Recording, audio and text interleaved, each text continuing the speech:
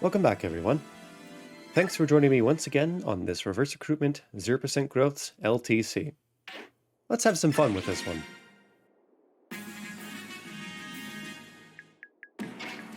In 3-2, we regain the ability to choose our deployment formation. We have to sprint across the majority of a wide open plain to reach our objective, but there are a surprisingly high number of formations that allow for that. Said objective is to defeat the boss, Istvan, in the lower right corner. In Ike's opening move, he was able to demonstrate some of the benefits of forged weaponry, like the high accuracy. Khalil is also sporting a souped-up spell. This is the first chapter in which Ike's crew receives access to shops and the forge. Money doesn't buy happiness, but it sure solves a lot of problems. We are also rejoined by Renulf, Kaisha, Lyre, Ina, and all the items they brought with them. Ina's inventory from Part 1 will be particularly helpful later on. Now, let's talk about how we intend to strike up a friendly conversation with Istvan. We know that he is an extroverted soul who will move to greet us if we get someone close enough. To repay his kindness in full, we need a unit with at least 24 speed and either 47 physical attack or 32 magical attack. With her new spellbook, Khalil surpasses the latter benchmark, ensuring that she will thoroughly impress Istvan with her wit and acumen. The question that remains is how to arrange for this intellectual exchange. To answer that, we turn to Lyre, who is voted most shovable by her high school graduating class. Lyre will ride the shove train for a record distance of 5 spaces, as her posse pushes her post-haste to produce progress. After that, she will proceed to a position where she'll be prepared to pick up a passenger. Lyre also ran the relay race in high school.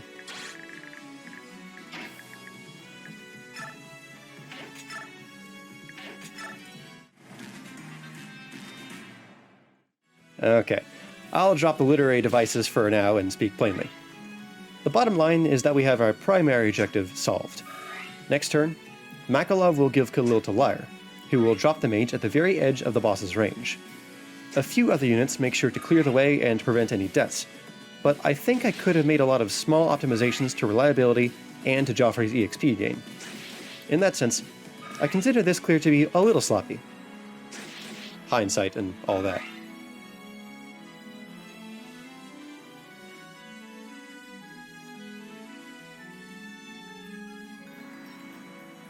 These two both 6-hit KO each other. Wild. Lyre has been mobbed by her massive fan club, so of course we'll have to shoo them away from the relay. This Thunder Sage actually maintained an acceptable distance from the track. We didn't need to bother him. The Paladins are definitely too close.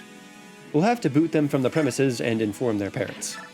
While we're at it, we get to see how randomized enemy biorhythm and affinity can cause wild accuracy swings.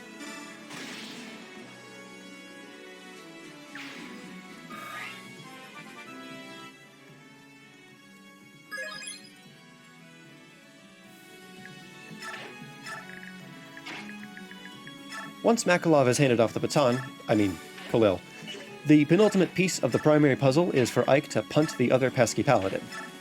Preserving the Popsicle ended up being a superfluous precaution.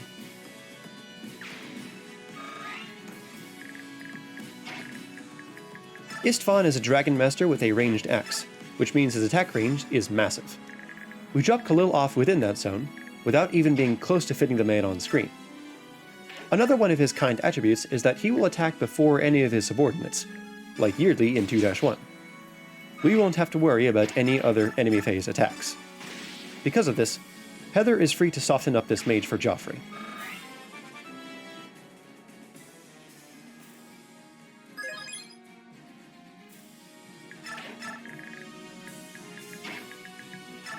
Ah, yes, Mr. Swordmaster, how can I help you? Your son? Oh, yes, the Thunder Sage. I know where he went. Astrid, could you please show this man where... No? Okay, I guess you need some help. Danvid, could you show this man where his son went? Thank you, Danvid. That will be all.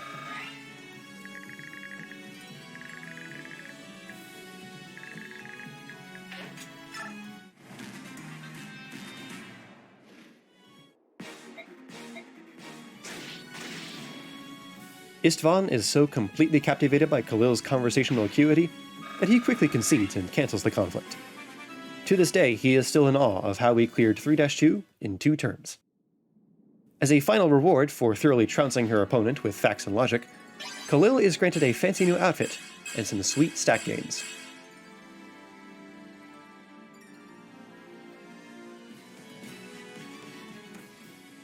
Join me next time to discover how we tackle one of Radiant Dawn's coolest maps without any flyers. Take care, everyone.